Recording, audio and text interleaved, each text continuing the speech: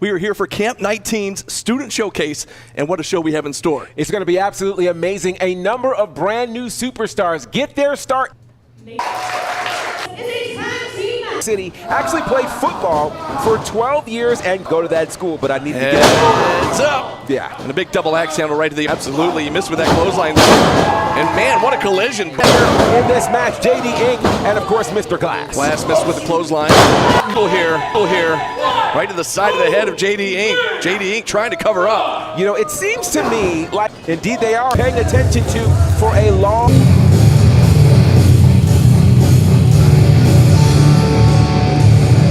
has been living his life on the open road.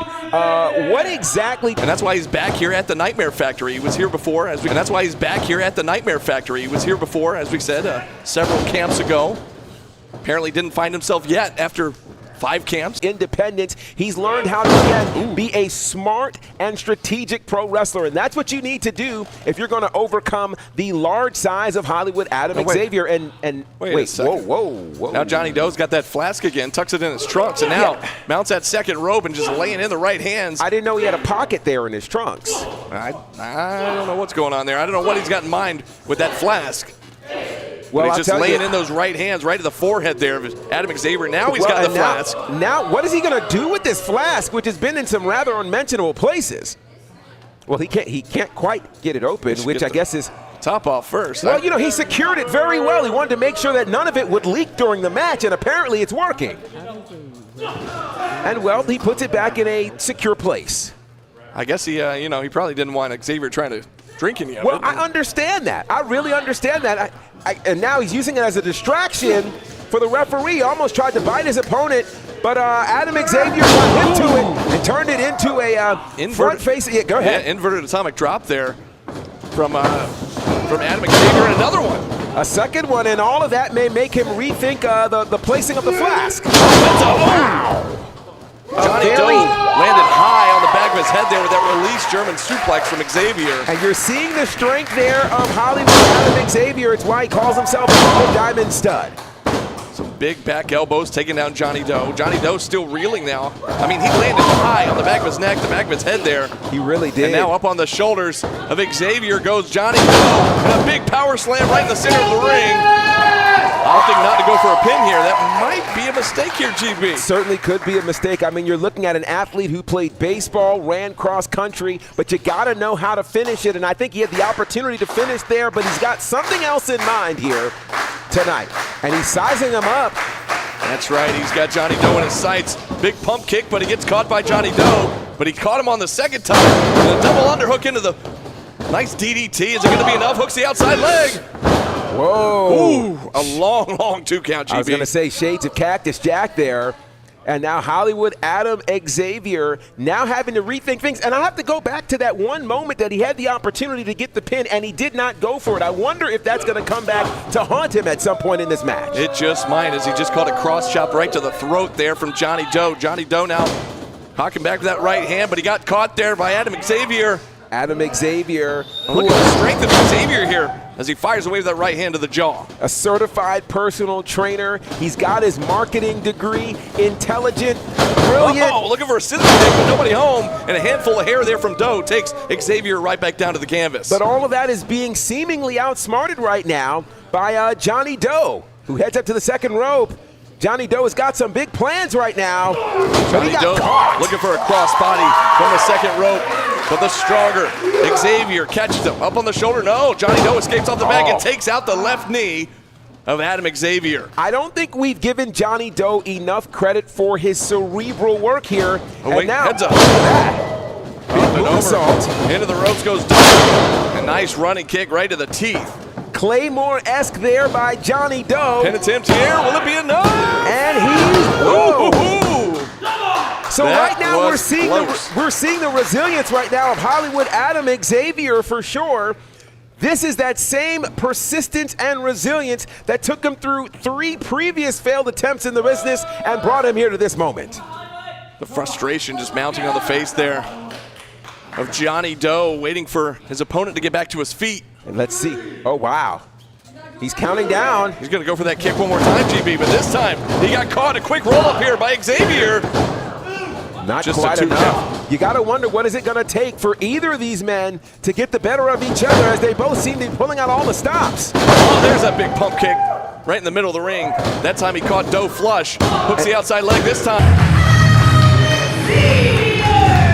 Well, sometimes they say the third time's the charm. The third time was the charm for that move. The fourth time is the charm for him pursuing his wrestling career. And I gotta say, this is where timing is everything. It might not have worked previously, but now he's in front of a worldwide audience who is literally putting him on the trajectory to go to where he wants to be in this business. Yes, indeed. Absolutely a big, big win here tonight at the Camp 19 Student Showcase for Hollywood, Adam Xavier. Huge, huge upside for him. We'll be seeing, I'm sure, more of him and Johnny Doe, but there's more of Student Showcase 19 on the way here on the YouTube channel for the Nightmare Factory.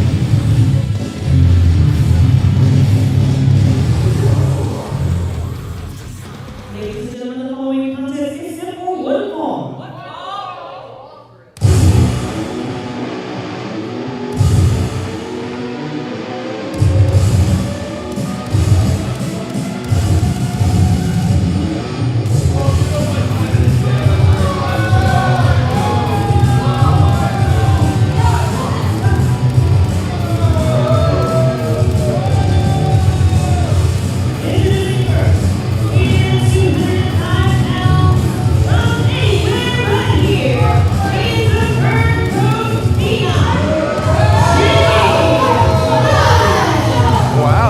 Somebody we're very familiar with here at the Nightmare Factory, now apparently going by the Fur Coat Phenom, GB. You know, one of the things that we have seen here from previous campers is a thing called evolution. And we've seen the evolution of now the Fur Coat Phenom. But this is going to be fun. We have to down this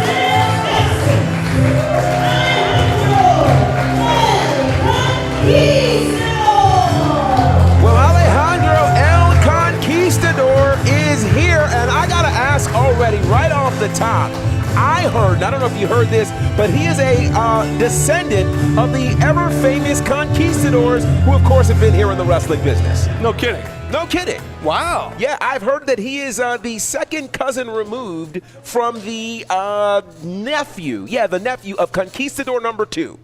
How about that? Man, Yeah. you did your research Listen, tonight, GB. that's what we do around here. Oh, man, there's a bell from our official Luz Santiago. And Alejandro El Conquistador set to go one-on-one here with Jimmy Wild or the Fur Coat Phenom. This is, I think, going to be very, very interesting. You're seeing, of course, the legends. And you know, are you familiar with the Conquistadors? Of course. Yeah, they did some amazing things over several different eras here in this business. I don't know that they got their just dessert, and I wonder if Alejandro is going to give them the opportunity to carry on the family name. Well, we'll see here. He's got a big opportunity against somebody we've seen in a number of showcases here. As look at Alejandro there, able to get out of that rear waistlock and counter into one of his own here on Jimmy Wild. Now, we may have to double check this, but I do believe that Jimmy Wild may hold the record for the most appearances at a student showcase. Because I believe this is his 12th appearance here, dating all the way back to camp number 7. Well, how about that? And I think you're right, GP, is Alejandro now just having fun with Jimmy Wild, and Jimmy Wild taking exception to it. Alejandro, again, representing the Conquistador legacy, doing something that we haven't seen the regular Conquistadors do, and that is come unmasked. That's right. And I don't know, that might have served him poorly there because he just caught a thumb to the eye. Maybe if he had the mask on, it wouldn't happen. But now it would have served for great protection. Yeah, exactly. Into the side headlock goes Jimmy Wild here.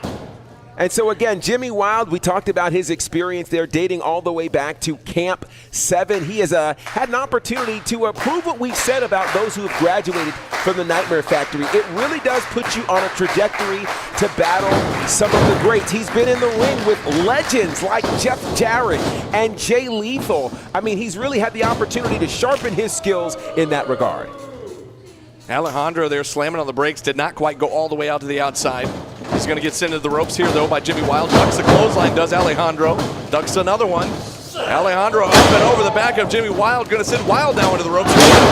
Picture perfect drop kick there from Alejandro El Conquistador. Nicely done by Alejandro, of course, representing Houston, Texas. Houston, a huge pro wrestling city. Shout out to our friends over at Reality of Wrestling. And again, so many things going on in the wrestling world. Alejandro El Conquistador has a huge opportunity ahead of him in front of a worldwide audience tonight. Jimmy Wild with a big rake to the back, shot right to the chest. You know, thinking about Jimmy Wild and the many legends that he has been in the ring with, you and I both had the opportunity to do work again with Hall of Famers and the like. What kind of experience does that do for you when you had a chance to sit with the legends? Man, oh man, sling blade after sling blade here from Alejandro to Jimmy Wild. But to your question, GB, that just sharpens your toolkit. You know, if you're Jimmy Wild, you've been in the ring with so many big stars, big names like that. It does nothing but make you a better wrestler. Absolutely, and you certainly remember some things, and that gives you obviously a huge advantage as opposed to El Conquistador, who, you know, certainly a great opportunity. He's had some amazing trainers here,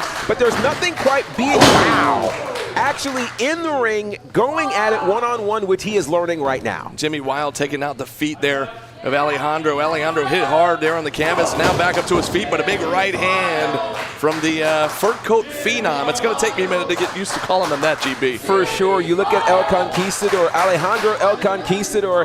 Shout out to him who served in the U.S. military in the Marine Corps, and he also spent some time living in his native Mexico as well for 5 years. So, yeah, he's well-rounded, but right now all of that is being put to the test against the far more experienced Jimmy Wild. Yeah, he hit hard with his ribs right into the turnbuckle, and now spinning neck breaker there from Jimmy Wild to Alejandro.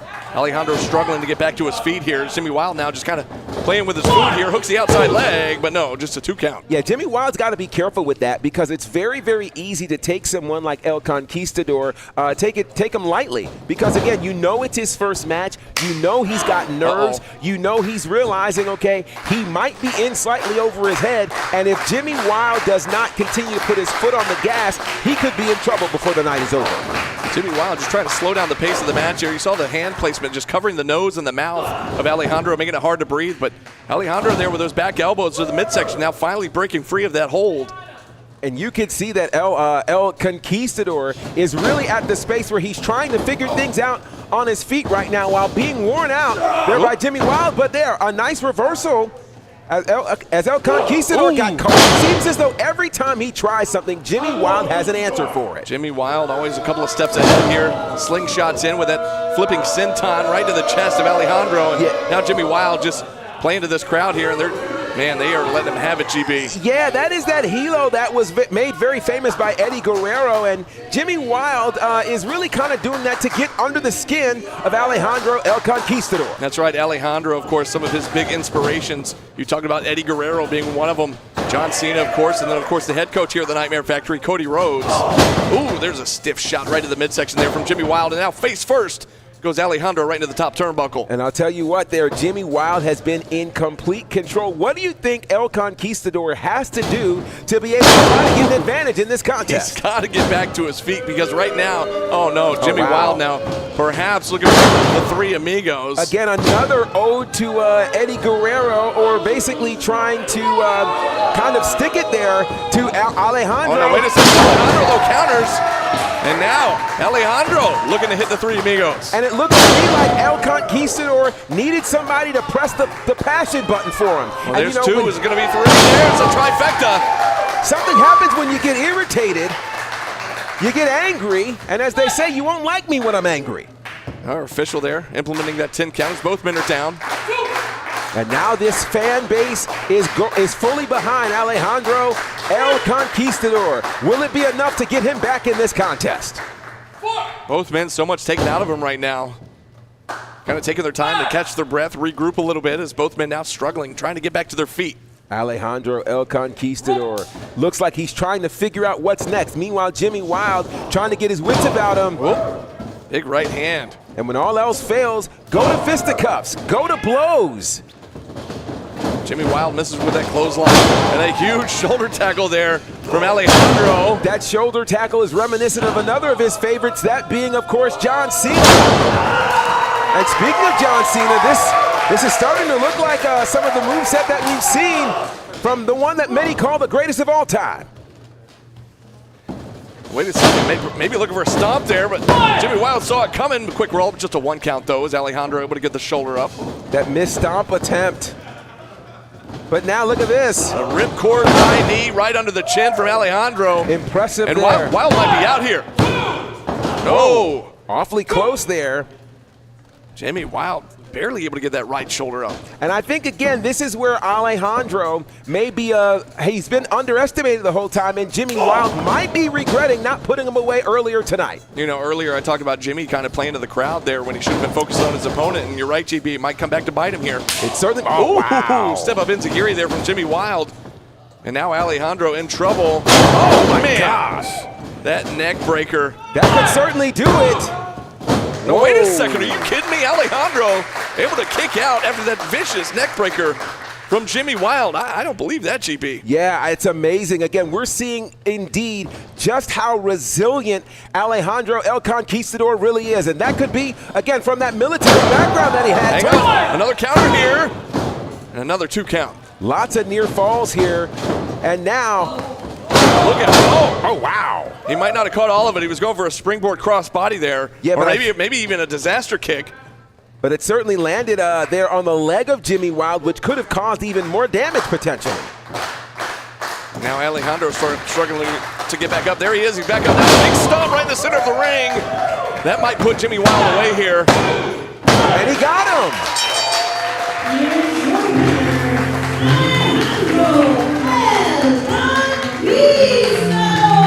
Alejandro El Conquistador persevered through a wild challenge there from the fur coat phenom and turned that into an amazing debut victory. Absolutely, what a big victory win. What a way to come back there. You know, those ropes get a little sweaty, all that perspiration. You might not connect with the high-risk move. It's not ballet, folks. Oh, it's definitely not. And considering how winded he was, he went through an awful lot. But again, huge character, huge win there for Alejandro El Conquistador.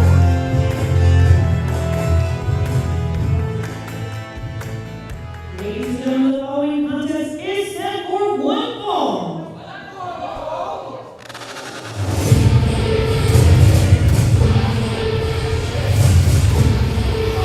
Oh, boy. Well, we know that music.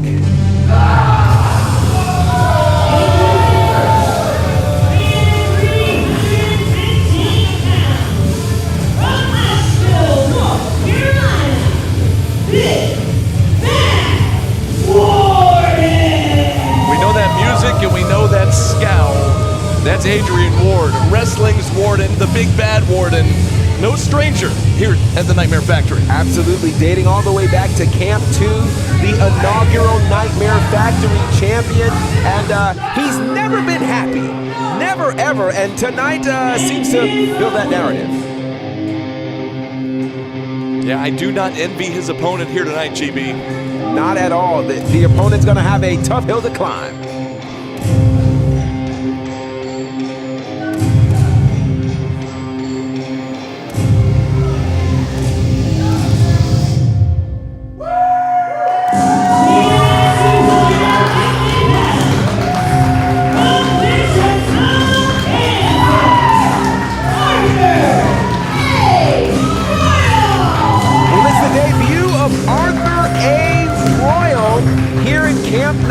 It's his inaugural match, and boy, can you imagine being back in the locker room, looking to see who your opponent is, and your name is across from the Warden? Yeah, no thanks. No thanks. Yeah, but, I think I might have asked a trainer, like, please, can you do this again? Pick my name again. Put me against somebody else. Yeah, put my name back in the hat here. Let's try that again. But that's the case here for Arthur A. Royal in his debut matchup.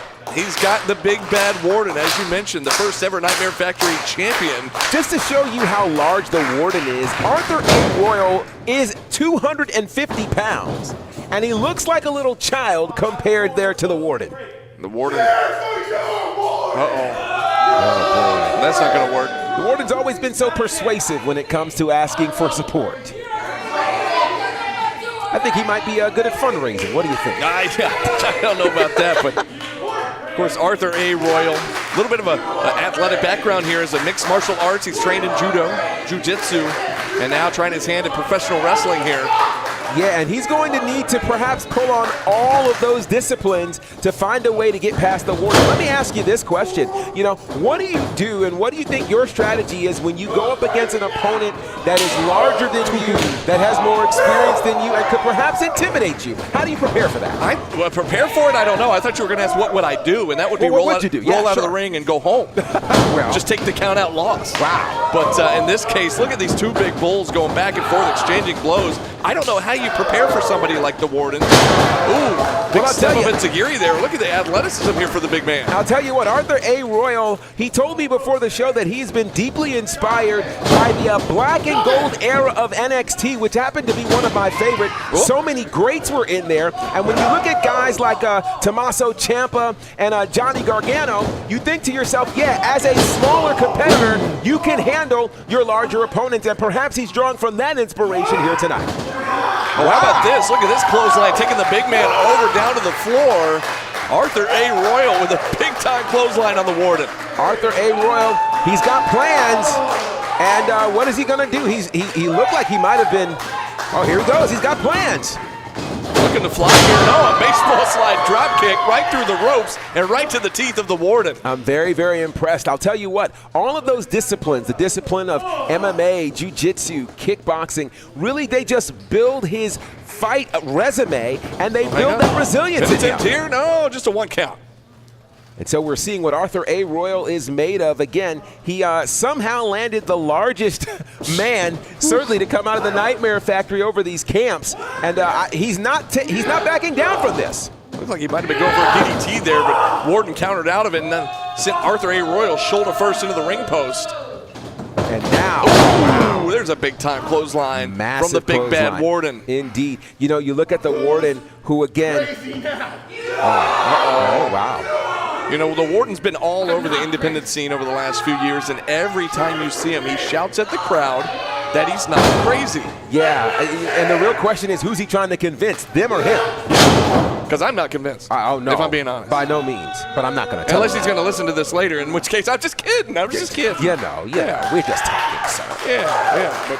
But I'll Arthur A. Royal in trouble here. Is he trying? He's clawing and scratching, trying to get back to his feet here. You know, I don't think Arthur A. Royal is trying to argue whether or not, you know, he's not caring about the mental state right now of the Warden. I think he's caring more so of how in the world can he make some degree of a comeback here tonight. Uh-oh. Oh, boy. Royal now just trapped in the ropes here, and the Warden. Oh, wow. Whiplash-like maneuver there. Just slingshotting Royal, and he falls back into the ring. And look at all the damage that does to your neck, GP. And Man. once again, you know, you look at the Warden who is spending some time just kind of looking at his food, so to speak, and talking to the crowd. And I wonder if that's going to be a mistake, if instead he should stay on top of Arthur A. Royal and go after the victory. And now just wrenching the neck, the head and the neck there, putting all that pressure there on Arthur A. Royal is the Warden.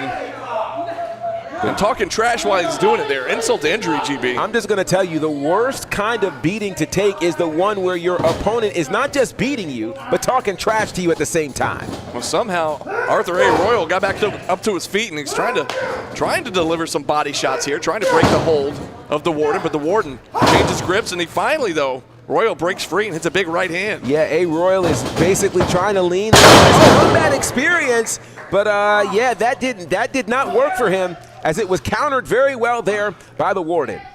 The Warden now checking his teeth, making. Uh-oh. Do you know who I am? Oh boy. The Warden asking, Do you know does Arthur know who he knows who he is? I think we I all know who he is. I don't know that A. Royal knows who he is right now, because the way he's being kicked in the head, he might have forgotten where he is right now. That's true. He might, yeah, you're right. I don't think he knows where he is anymore, GB. Yeah, I don't know that he even knows his name. Big clubbing forearm there from the Warden right to the chest. And now going right to the nose and the mouth area, making it hard to breathe. The elbow right, that might break your nose there, GB, with the elbow right to the nose, the bridge of the nose. Yeah, it's a really, really rough time right now. And I'm concerned for Arthur A. Royal, because what's happening is he's getting beaten, and it seems like there's no end in sight, because the Warden is taking his time with this. The Warden is not in any sort of rush to try to get a pinfall or anything. He is enjoying beating his opponent up, and that does not bode well for Arthur A. Royal. Uh-oh. We got a great crowd here at Nightmare Factory, but they are not doing us any favors here, just getting under the skin of the big bad Warden with the crazy chants. And they're definitely not doing A Royal a favor. Oh, that's up. Twisting elbow there, but that was missed, and that could be the break that Arthur A. Royal needs. Yeah, that might have been the turning point right there. If Arthur could get back up to his feet.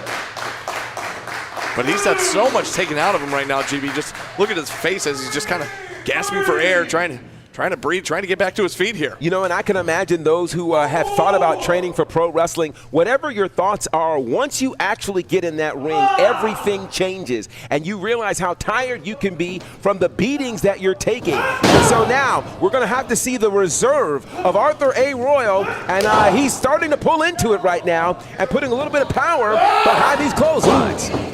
Arthur ducks the clothesline, hits a big one of his own, and he finally got the big man off his feet. And the Warden is down, but he's right back up. I was going to say, that's definitely exciting. Yes! A massive spine buster to the Warden. Pin attempt here by Arthur A. Royal. Whoa. No, a 2 count. Super close there for Arthur A. Royal, who, as you can see, this is interesting. Many might be frustrated after you dish out a major blow like that, but instead, he's not frustrated. He's just thinking about what's next for him. He charges in, but he ate a big back elbow there from the Warden. And the Warden trying to get his wits about him, but he catches Arthur A. Royal into, huge sit-out power bomb. Will that be enough for the Warden? No, somehow A. Royal able to kick out. I got to give it to Arthur A. Royal. He's unorthodox in his approach, but his fighting spirit cannot be denied as he continues to stay in this contest against the Warden. You know who I am? Camp One. First ever Nightmare Factory champion. Oh, and boy. You used to be in the ring with me. Well, fans, you hear it at home. The Warden letting Arthur A. Royal go. Wait a second, a counter here by Arthur A. Royal into another pin and another 2 count. Arthur A. Royal was getting an education there. Hang on. Impaler DDT and by Arthur A. Royal. Will it be enough? Both legs hooked. He got him. I can't believe it. I can't believe it,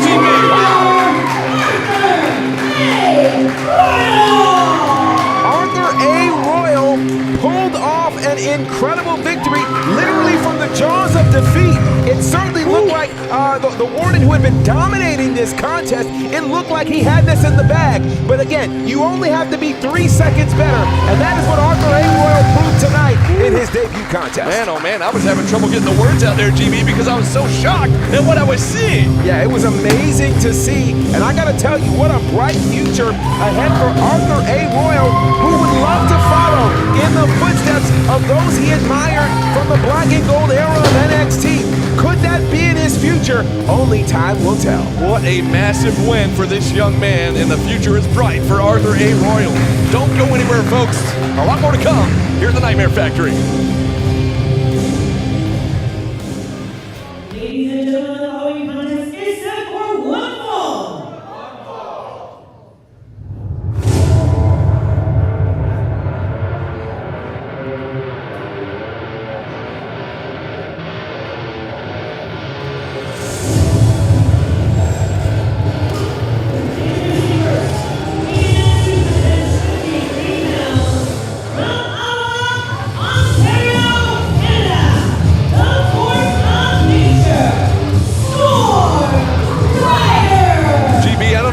Noticed this, but like it seems like clouds just rolled in. It kind of got dark in here. I feel like there's a storm brewing. Well, there definitely was. I mean, we saw even earlier today, like massive rain all over the area. Indeed, a storm was brewing, and that's because the force of nature made his way here to the Nightmare Factory. Storm Rider is here.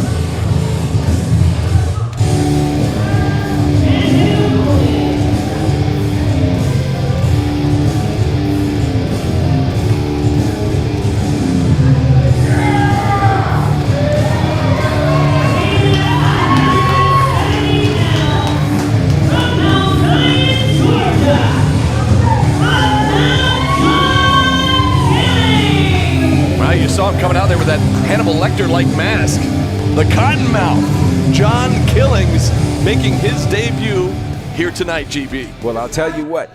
Of all of the campers here tonight, I think this match holds 2 of the most different kind of cats that you can imagine. Yeah, absolutely. Talk about a clash of styles. For sure. This one will be interesting indeed as our official Lou Santiago calls for the bell. You've got the force of nature, the Storm Rider, who is here taking on a guy who, well, as you can tell from the way he came out here, he's a little bit different. He likes life a little bit different, and his life looks like this. He really wants to be a deathmatch fighter. How about that? And he's starting the match again with two sling blades. A couple of sling blades looking for a cutter as well. Off the ropes goes the Cottonmouth, but he gets caught here by Storm Rider. It's wild to me because it seems very clear that suddenly the pace for this entire match quickened exponentially. Nice concept there by Storm Rider into a release German suplex. And man, Cottonmouth just landed hard on the back of his head. Well, I'll tell you what, if you're going to be a deathmatch wrestler, you have to love pain, you have to love punishment, and that is certainly the case for Cottonmouth John Killings. And let me just address the elephant in the room right now. He is no relation to Ron Killings, a.k.a. Ron Cena. Right. I made sure to ask him that before the show, because you never know. You just never show. You never know. But hey, I tell you what, you talked about John Killings and his love for the deathmatch scene. Well, he grew up, his grandfather showing him old tapes of Cactus Jack and Terry Funk in Japan. I mean, no wonder he's into the deathmatch scene. Well, it makes perfect sense. Shout out to his grandfather who, you know, kind of helped him into the ways of all things pro wrestling. But meanwhile, none of that seems to matter there to the Storm Rider, the force of nature, who has only been wrestling for 6 months. But for him, wrestling is indeed in the family.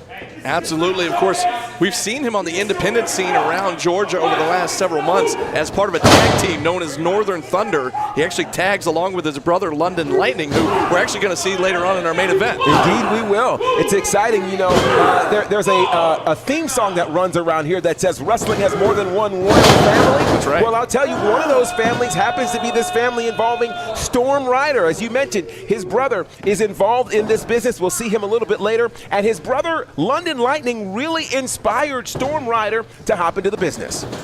That's right. We asked him about some of his inspirations. Man, look at the strength there of Storm Rider. We talked about his inspirations. Of course, you mentioned London Lightning, along with Kurt Angle, Brock Lesnar, the head coach here, Cody Rhodes. You know, it's funny you mentioned Brock Lesnar because that throw and that Beal we just saw was certainly reminiscent there of the Beast Incarnate.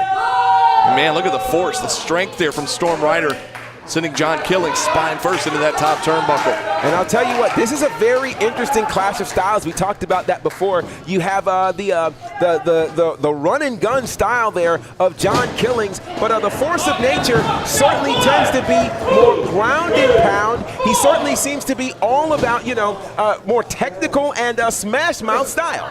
John Killings in so much trouble there as he had his neck just draped across that middle rope by Storm Rider. Storm Rider now with a rear waist lock. A huge release German suplex. Good He nearly sent John Killings out of the ring. He certainly did, and John Killings may be rethinking everything he thought he knew. Pin attempt here. Oh, wow. Wait a second. Wow. Just a one count as Storm Rider with a handful of hair just pulls Killings up. Now, of all the things we've seen all night, we've not seen anybody literally pull up someone from a one count. That says to me that the force of nature is looking to exhibit more control here tonight. Some arrogance there from Storm Rider with a big-time scoop slam, and you see John Killings holding his ribs there, just trying to catch his breath, trying to get back to his feet, and he gets brought up the hard way here, and you know, Storm Rider going to send him across one more time? No. Oh, belly to belly. Oh, nicely man. done.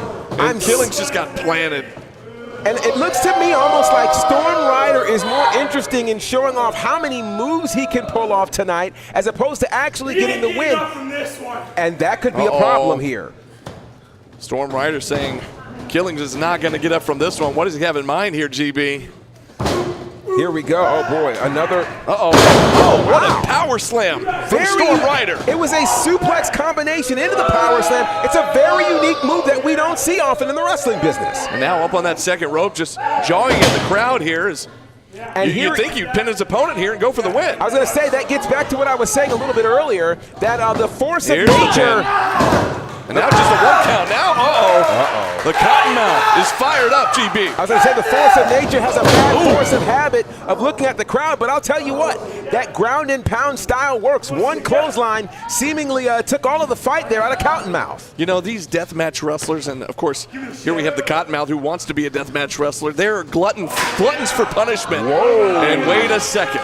Is this the first time we've seen a steel chair show up here at a student showcase? Yeah, we usually don't see the competitors go out to the crowd there and grab a chair here, but that's exactly what Storm Rider has done. And you got to be careful, Storm Rider, because that's grounds for disqualification here. And he's doing it right in front of the official, our official Lou Santiago there, trying to get the chair away from Storm Rider. And meanwhile, wait a second, he went for a pump kick, did the Cottonmouth, and he got caught. Step up into Giri from John Killings. And now Storm Rider gets sent out of the ring, down to the floor. John Killings now. And now we're seeing him, he's going after his opponent here. Both men now on the outside. Storm Rider trying to recover from that kick. Oh, heads up. Oh, wow. Right here next to us, GB. Whoa, this is getting a little too close for comfort here. Heads up and right into the wall went John Killings. What in the world there? This was certainly, I'll tell you, this is starting to get a bit unhinged, and I'm getting a little nervous here. It looks like Storm Rider is going to be okay with a count out here as he's trying to get the referee to just go ahead and count this guy out. But again, as I mentioned the before, straps are coming down. Oh boy, shades of Kurt Angle. Oh wait, what is he about to do? What is he about to do? Wait a second. Oh! Wow. John Killings saw it coming. Oh, are you kidding me? God! Are you kidding me? What just happened here? Unbelievable! Oh my God! Right here next to us, Storm Rider just got speared through a door by John Killings, the Cottonmouth. Are you kidding me? We've never seen anything like this.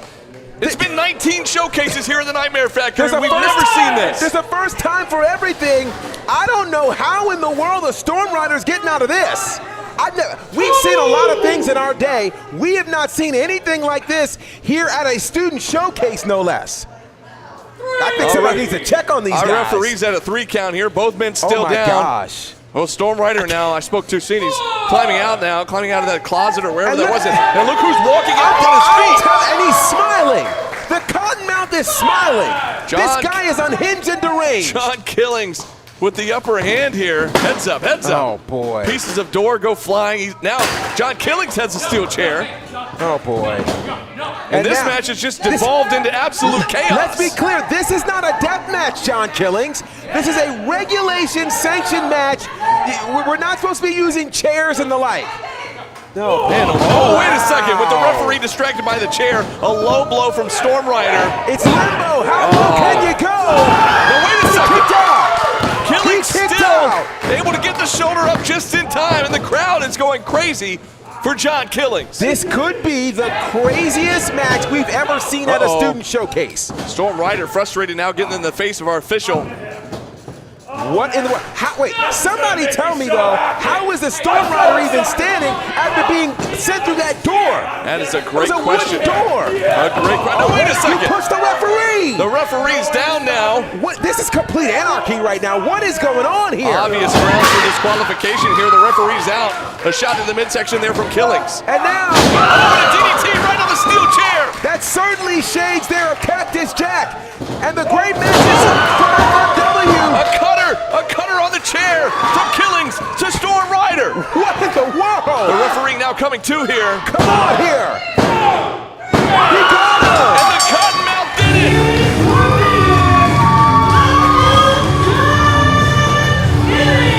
Okay, we've had the privilege of being here for 19 different camps. We've been to every single one of them. Never have we ever seen a matchup of this magnitude happen at a student showcase between two newcomers. This is insane. That was absolutely nuts, GB. You're right, and that's got to be considered an upset here. Oh yeah, for sure. Absolutely an upset, but I'm still stuck on this door. Who's going to replace the door here? It was right next to it. It was so loud. It was incredibly loud. Oh my gosh, we've still got more to come here, folks. What a night so far here for Camp 19 Student Showcase at the Nightmare Factory. This is insane, guys. I want to hear what you guys think about this on these socials. Hit us up right now and use that hashtag Student Showcase 19. Ladies and gentlemen, the following contest is set for one fall.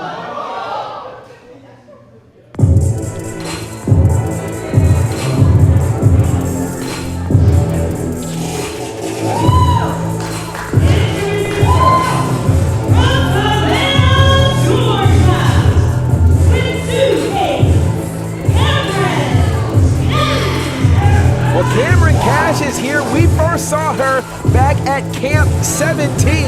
And I'll tell you what, she had an attitude then and has even more of an attitude now. Well, she had an attitude then. She also had all of the teeth then. Well, it's funny what happens in the wrestling business. Now her attitude's even worse since then, and probably because of what happened. Well, I understand that. It was one of those matches where it was you should see the other person. Exactly.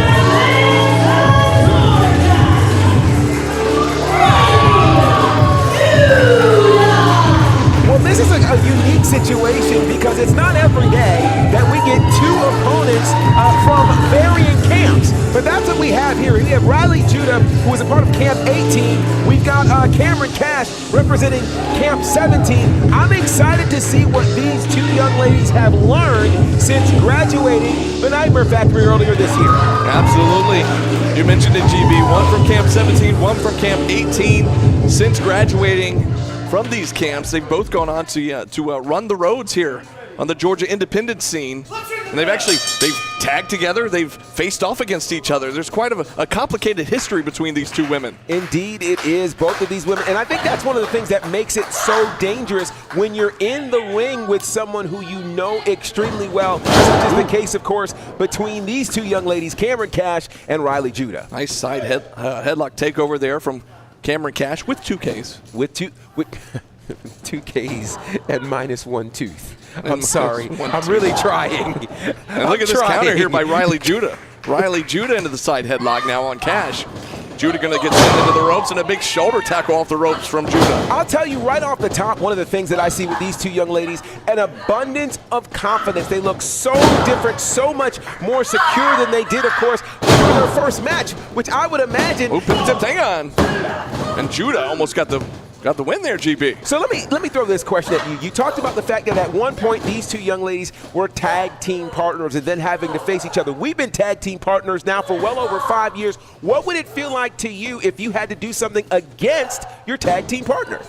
Oh, I wouldn't like it at all. Well, I gotta imagine that they wouldn't like this either. As long as you don't go knocking my teeth out or anything. Well, we'll be all right. I mean, that's the thing, and you've got to wonder at what point do either of these hold these types of things against each other because they've known each other for so long, because they've worked with each other for so long, and now they're on a worldwide stage having to go tooth and nail. I see what you did there. Our producer even saw what you did there, too. Well, hey, I'm just saying. But I tell you what, GB, what makes it so complicated, you talk about the difficult relationship that these two have had with each other, but they faced off so much, they teamed together so much. Mm-hmm. That's what makes it so tricky in this type of matchup. They know each other so well, they know what they're going to do next. For sure, and that's where it's hard to get an advantage, because when you know the moves of your opposition, now you have to kind of pull out something that perhaps your tag team partner was unaware of. And that's what I'm wondering what's going to happen here as we see again Cameron Cash in complete control. Cash now with a big-time neck breaker on Riley Judah. Looking for a pin attempt here again. Hooks the outside leg, and no, just a 2 count. Cameron Cash certainly says she feels a lot more comfortable having spent time working throughout the independent scene. Of course, she has been a huge fan of Charlotte Flair, who inspired her to become a pro wrestler. Riley Judah now sent in hard into the corner. Cash charges in, eats a back elbow right there to the teeth. And a big boot there from Riley Judah. Riley Judah, who has spent some time in the Drum Corps, the Madison Scouts there in Madison, Wisconsin. Wow. Oh, my goodness. A handful of hair and hard off the ropes goes Riley Judah, landing on the back of her head there. And Cameron Cash going to talk a little trash. Yeah, she certainly. Well, Cameron Cash has been very good at talking trash. She's been talking trash since her first match back at Camp 17, and none of that has apparently changed.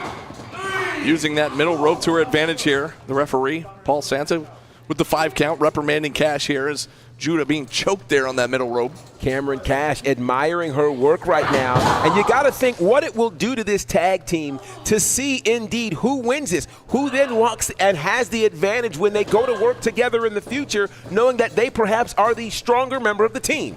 Well, here's the question. Will they come back from this? Well, I don't that's know. a great question. I don't know. Will this feud just continue for years to come? A big spinning neck breaker there from Riley Judah, returning the favor from earlier in the matchup here. Can she take advantage? But look at her favoring her lower back there. So much taken out of her. You know, it's been said that good friends make for better enemies, and that certainly could be the case here with both Cameron Cash and Riley Judah. To your point, we could be seeing the makings of an eternal fight forever kind of feud. We look at people like Sami Zayn and Kevin Owens. Exactly. So we'll see. You never know, GB. But now both ladies back up to their feet. Cash misses with the clothesline. Looks one of her own in a collision there in the center of the ring. Judah now with the upper hand. And now we're starting to see Riley Judah really make a name here with these clotheslines. Riley Judah fired up. The fans fired up right behind her here at the Nightmare Factory. And now Riley Judah looking for the support that comes here from the Nightmare Factory faithful. Stiff kick right to the midsection. What's Judah got in mind here? Double underhook. Cameron Cash trying to spin out of it, and she does. Now she catches Judah. Cameron Cash using her height and strength advantage for like a perfect plex. That's right. Pin attempt, no, 2 count. That fisherwoman suplex there, perfect form there from Cameron Cash. Oh, she charges in, nobody home. Riley Judah out of the way. Roll up, and another 2 count. Schoolgirl there, and big clothesline attempt missed. Ooh, and shot now, in the midsection. And now going for that double underhook one more time is Riley Judah. If at first you don't succeed, try again. And once again, it looks like Cameron Cash trying to escape out of that. Cash successful with the escape here. Ripcord clothesline, but she missed. Into a rear waistlock goes Riley Judah. And here again is where we're seeing, again, these guys. Oh, wow. Ooh, big back elbow from Cash. Breaks free of the hold. You know, that elbow, wow. That elbow and that boot had some stank on it. Perhaps, maybe, just maybe, Cameron wants to allow Riley to share the same look. Pin attempt here on Judah. That might do it, GB. She got her. And Cameron Cash successful here tonight. Well, I'll tell you what, the missing tooth certainly brought about the missing link as she figured out what she needed to do to get a massive victory here tonight. And let me just tell you, this is not the last time that these two ladies will cross paths. I guarantee you that. Not. Both of them have an extremely bright future, and I'll tell you this, I'd like to see us run this one back. Absolutely. This has the makings of something special. Well, look at her, she's saying 2-0, so there it is. But here's what we do know. It's almost main event time. That's right. We got one more big match left here for Camp 19's Student Showcase. Let's send it back to the ring, to the lovely Diana Michelle. Ladies and gentlemen, it is now time for the main event. The following contest is set for 1 fall.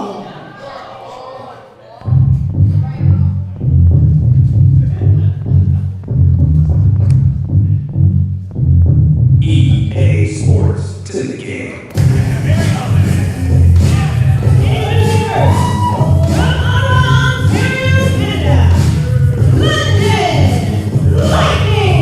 Well, we saw his brother earlier, GB. This is one half of Northern Thunder. This is the other half.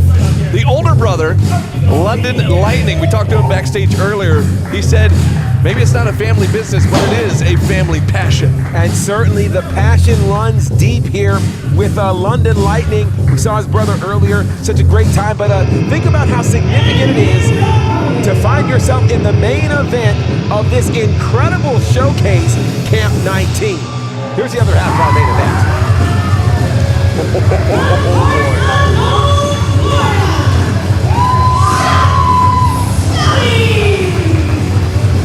Well, indeed, parts unknown Florida, not to be confused with parts unknown Michigan or parts unknown Arizona. Chop Scully. Scully's a different kind of cat. I tell you what, man, he's a piece of work. We talked to him backstage earlier, and I just didn't know what to Did you actually think. talk to him, or did he talk to you? He talked to me. You know, afterwards I was like, I don't know what to do with this guy. Yeah, Scully's a different kind of guy. It's going to be interesting, to say the least. It certainly is, and I'm excited to see this main event that's about to happen here for Camp 19. Well, how about that? Nice toss there from London Lightning right to the waiting arms of our official, Luz Santiago. Well done here. And there's the bell in our main event here for Camp 19. is officially underway. You know, you think about the varying main events that have happened here in these student showcases. I want to take us back to Camp 1. In that main event was a certain Carly Bravo, who these days is running around with championships. It's amazing to see what can happen when you spend time here in the Nightmare Factory. And you have to wonder, do either of these two competitors have a championship pedigree ahead of them? Well, they both have the look, that's for sure. They both got the confidence. And, you know, normally you see a collar and elbow tie-up to start the match. They both went for a test of strength to start this matchup. And now both men trying to work on the left arm of the other. And right now, Chop Scully maybe with the advantage. No, maybe not. London Lightning. Well, wait a second. Both men. Wow. Exchanging these arm drags, tip and tat here. And you can see why these two are already in the main event. These two just anything you can do, I can do better. What a great way to start this contest. And a nice transition into a head scissors there from Chop Scully, but London Lightning able to kip up out of it. Looking for a hip toss there, but Chop Scully lands on his feet, and both of these guys very evenly matched up thus far, GB. Here's what's so interesting about this. London Lightning has actually been in the ring now for 3 years, as opposed to Chop Scully. This is his debut match. Incredible. Unbelievable. Unbelievable. And both men finding themselves here in this main event. And you saw the handshake there at the beginning of the matchup. For sure. Great sportsmanship for both of these competitors, and the crowd clapping right along with both men, behind both men so far in this matchup. You know, such a huge match on a huge stage for both of these competitors. You know, so many people tuned in. Of course, the head coach, Cody Rhodes. People are so familiar with the guy who, for the second consecutive year, the #1 wrestler on the PWI 500 list. Everybody wants to follow in those footsteps. These are the blueprints that have been set for these two amazing young competitors to follow. Chop Scully going for a trip there. Leapfrog by Scully. This is a clothesline. London Lightning now back in. Slams on the brakes and maybe looking for a hip toss here. I'll tell you, I'm so incredibly impressed with the pace of this contest. And both men hit a dead end here, right into the ropes. And you can see what's exciting here. Both of these guys, you know, evenly matched here. And again, they understand what's at stake here. To win this matchup, the eyes of the wrestling world are paying attention. Future promoters are checking this out. Future fans are checking this out. You've got to wonder, indeed, they feel the weight of this contest and this main event on them here tonight.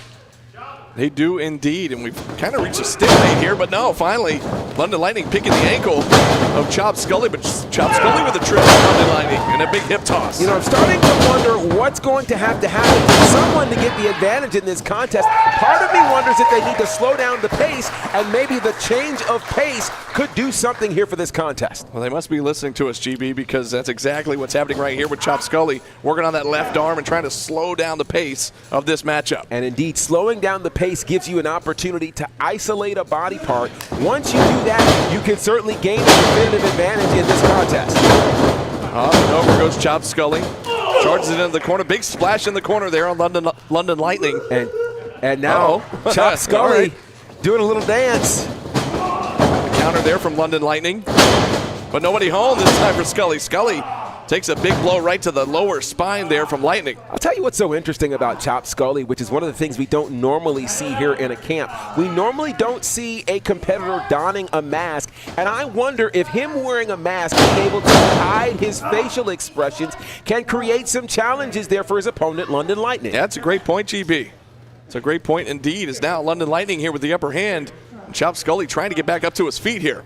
London Lightning, they're doing their very best, again, to really make a huge impression here tonight, here for all of those who are paying attention. And shout out to all of you who are joining us here tonight, checking out Camp 19 here on the Nightmare Family YouTube channel. Big body shot there from Lightning, right to the midsection. Another one there to Chop Scully. Scully now bent over. Back up in the corner, going to get sent across here by Lightning. Oh, and look at the velocity there as Lightning leaving his feet, sending Scully there into the top turnbuckle. And London Lightning is looking like, hey, this is easy work. Let me take care of my light work here. And as he's admiring that, one of the themes that we've seen all night long is the danger of admiring your work in a contest like this. Picture-perfect suplex on Chop Scully. Going right for the pin here. That's what we talked about, GB. You don't want to take your time. You don't want to jaw with the crowd. Just take care of your opponent. Well, that suplex and that pin attempt were deeply reminiscent of one of his all-time favorites in wrestling idols, that being, of course, the excellence of execution, Bret the Hitman Hart, a fellow Canadian in his own right. Yeah, we were asking about some of his heroes, some of his inspirations in the wrestling business. He said, I'm Canadian. The only right answer is Bret the Hitman Hart. Absolutely. Man, oh man, there was a vicious chop And from Chop Scully. So you think about this, with that kind of pedigree, following the teachings of Bret Hart, the example of Bret Hart, but then showing up at the Nightmare Factory with, again, where the top wrestlers of the world are being produced, I'll tell you, it sets an incredible opportunity there for London Lightning. Yes, indeed it does. As Lightning returned the favor there with a chop of his own, and I don't think he's done. Oh my goodness. They heard that in downtown Atlanta, no doubt about that. Do we call it a knife edge chop Scully? I suppose. I guess we are. We're going to now. Here we go. And now here we go one more time. Oh, but he missed that time. And this time Chop Scully with the boots to the midsection. Scully certainly fighting back here. Oh boy. Double leg takedown there from London Lightning. And now the right hands to the top of the forehead. And he's laying him in there, GB. I'll tell you what, Chop Scully is feeling like Chop Suey right now with all of these punches and kicks that he's been on the receiving end of. Oh, wow. Nice backbreaker. Very unique. Innovative offense there from London Lightning, and a pin attempt, but a 2 count. London Lightning did a great job relative to doing what he needed to do to hook both legs, really forcing Chop Scully to have to kick out and use a lot of his power to do that. You know, on the side of the shot there, you saw a little bit of that broken door. I'm still in disbelief of Yeah. this is what we saw earlier in the night with the door being broken here right behind us. But, man, so much great action we've seen tonight at Camp 19's Student Showcase. And we're being capped off here with this great main event here with London Lightning taking on Chop Scully. Now look at the knuckles right into the ribs. Yeah, this is a bit of a classic wrestling move that you're seeing right now, the abdominal stretch, which again a lot of people aren't using these days, but it really does work your insides, your core, and it makes it very, very difficult to breathe. Chop Scully showing off the strength, though. Muscles his way out of that move. Whoa, Not barely even- a 1 count on that one. London Lightning back to his feet first. London Elbow. Lightning dominating this match right now, and Chop Scully is really rethinking quite a bit right now. Scully slow to get back to his feet here, and you saw the frustration on the face of Lightning, trying to figure out what it's going to take. What's he got to do next here? Keep this guy down. Chop Scully is doing his best to fight. He's trying to fight there from the position of the underdog right now. Counter here by London Lightning. Oh, wait a second. Wow. Chop Scully with a Hurricane Rana. How about that? Very creative move there from Scully. And now, got the knuckles locked. Up to the top rope he goes. And a deep arm track there from Chop Scully to London Lightning. Well done by Scully, and now Scully is starting to feel the momentum shift, and this could bode well for him as he's starting to figure out his strategy here against London Lightning. He charges in. Lightning saw him coming. Up and over goes Chop Scully to the outside. Now Scully from the ring apron. What's he got in mind here? Flipping over the top rope. He gets caught here.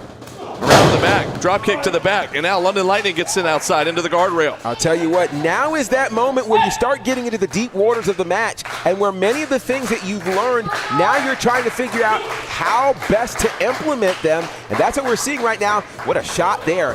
Chop Scully. Oh, heads up, heads up. A dive to the outside. Both men go down hard on the floor here. What a collision. A huge collision there, both men on the outside, and I'll tell you what, I'm still having shivers from the last time a match went to the outside here at the Nightmare Factory. Yeah, just a few minutes ago. Man, oh man, what a great main event though, GB. These two men so evenly matched up. Incredible to see, and again, who do you think has the advantage right now? That's what I'm saying, that's so even right now, it's hard to say, but Chop Scully just got caught and he just stuck. Wow. He just stuck London Lightning with that DDT. He really did, and that could do it. Scully might have it here. Oh, whoa, no. Whoa, he just barely got his shoulder up, that being London Lightning.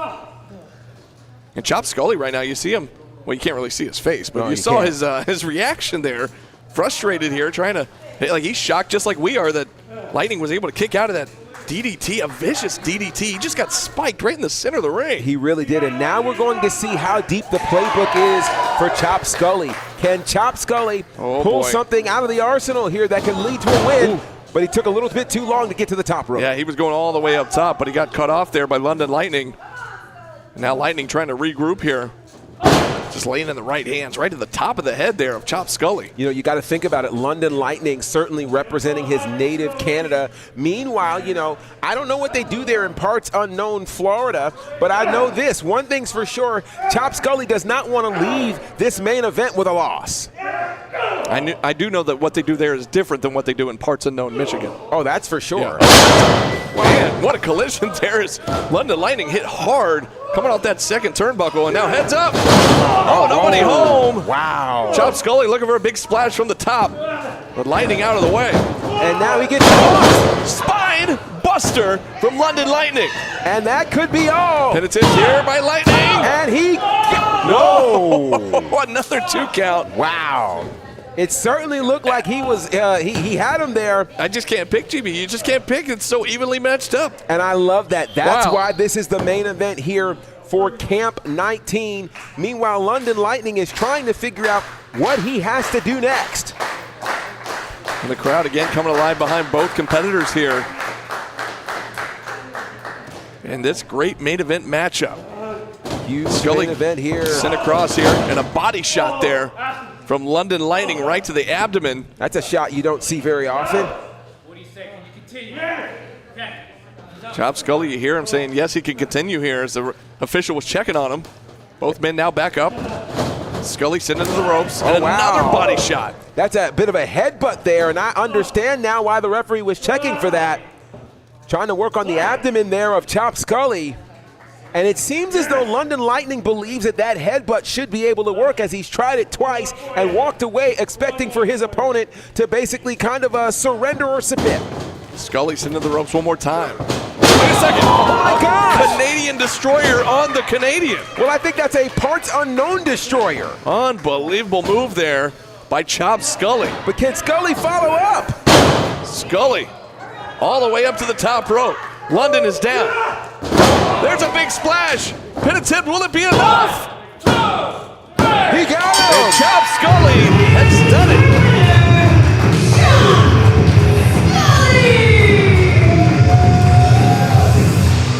What a huge main event win for Chop Scully here at the Camp 19 Student Showcase, GB. Well, I'll tell you what, it seemed like everybody might have been kung fu fighting. They might have been fast as London Lightning, but the truth of it is, Chop Scully found a way to get a win and walk out here at the main event of Camp 19.